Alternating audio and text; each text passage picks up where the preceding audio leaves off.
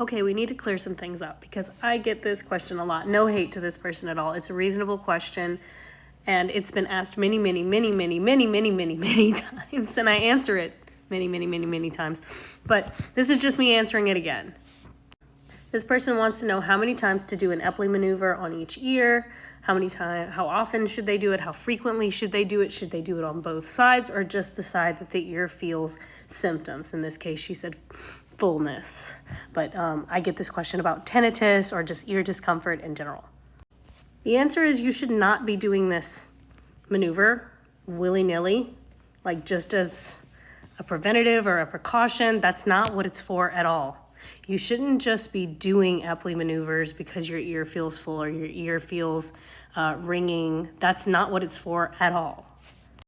The Epley maneuver treats a very specific condition called BPPV. You can get tested for that condition at the doctor's office, or you can check out my BPPV playlist. It is on my profile. Just click the BPPV. It's part 6. It tells you how to test your right ear for BPPV and how to test your left ear for BPPV. If you test positively for BPPV on one ear, let's say the left ear, you should do a left Epley maneuver to treat that BPPV. Then you should retest yourself to see if you got it, to see if you resolved it with the one Epley maneuver. Sometimes it takes a few tries to completely resolve it. I recommend no more than 2 or 3 times a day, or no more than 2 or 3 times on your own, honestly, before going to a professional. But you should only do it if you're positive for BPPV. You should only do it on the ear that you're positive for BPPV on. It should only take 1 to 3 tries to really get it completely resolved, and then you shouldn't need that maneuver again. It is not preventative in any way, so you shouldn't be doing it between episodes.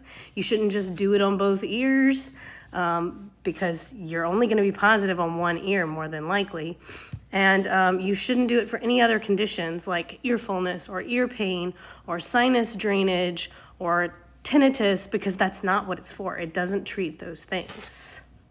And if you're wondering if you have BPPV, BPPV is characterized by severe sudden onset of spinning dizziness, spinning vertigo that's usually associated with a head movement or a position change against gravity. For instance, looking up, bending over, laying flat in the bed, rolling over in bed, or sitting up from bed. If those things trigger vertigo for a few seconds that feels really severe and like spinning, that is probably BPPV. You can test yourself for it, again, by going to my profile, looking at my BPPV playlist.